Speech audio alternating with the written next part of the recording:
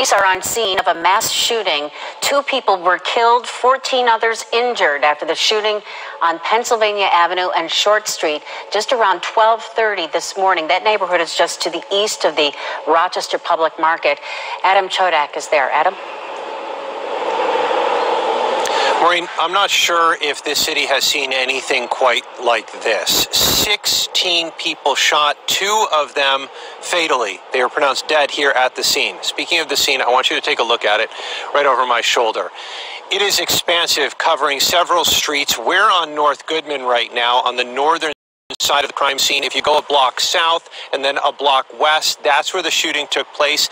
It was a house party, according to police, and we're going to show you some video from earlier this morning. As Maureen mentioned, police got here around 12:30. They said it was pure chaos. More than 100 people running from outside a yard. They say the shooting took place in the backyard of a house on the 100-200 block of Pennsylvania Avenue. They're not sure if it was one shooter or 2 or what type of gun. As of right now, they don't have anybody in custody. They are interviewing witnesses, but they want your help, by the way. If you have any information, call 911.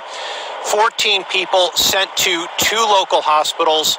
The interim police chief of the Rochester Police Department says that they likely will live, but they did find 2 people dead at the scene, ages 18 to 22, 1 man, 1 woman. So a terrible scene here. Again, they are looking for suspects, but they do say that this area is safe. The interim police chief, Mark Simmons, was asked about handling this type of case during all the unrest that we've been seeing over the last couple of weeks surrounding the death of Daniel Prude. Here's what he had to say. This is not a moment for self-reflection. This is a moment that I'm asking the community to pray for the victims and their families. A lot of people are hurting right now.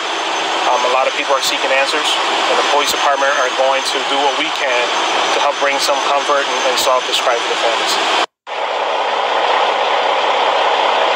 Again, that was interim police chief Mark Simmons. He replaced the now retired police chief Laurent Singletary. We have team coverage of this. We're going to head over to Ericketta Koss right now, who joins me on scene. Adam, we ran into Dr. Marlo Washington earlier on the scene. He's a pastor at Seneca United Methodist Church. He said large gatherings like this shouldn't even be happening in the first place with COVID-19. He said he thinks whoever hosted this block party should be held accountable. Now, RPD said there were about 100 or so people on the scene, and they described the site as chaotic. Washington says when he heard what happened, he had to come and just pray. I think one of the things that needs to be done, whoever was the host of this party, need to be accountable. Need to be held accountable for this, regardless of whatever the situation. That's the first order of business. And then secondly, to begin this healing process, do something, because I think this is about hopelessness. And we're expecting more spiritual leaders in the community to come forward and offer their comfort and support in the coming hours. Adam? All right, Ericketta Koss, thank you. Speaking of leaders, Mayor Lovely Warren issued a statement just a couple of hours ago. I want to read that to you right now. Our Pathways to Peace team is on the ground and working with the victims and their families.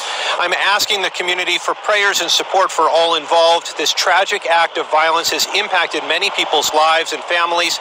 I'm begging everyone to remain calm and exercise deep restraint as RPD investigates what happened here and seeks those responsible. As soon as additional information is available, the police department will provide updates on this matter.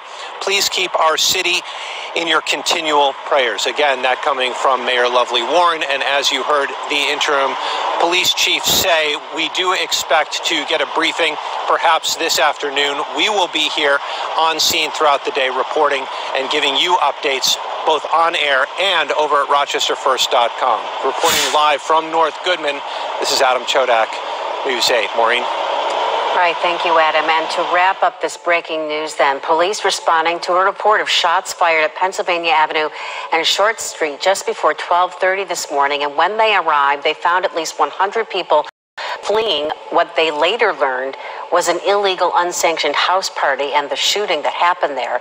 The shooting happening in a backyard. 2 people, a man and woman believed to be about 18 years old, were killed. 14 others were wounded.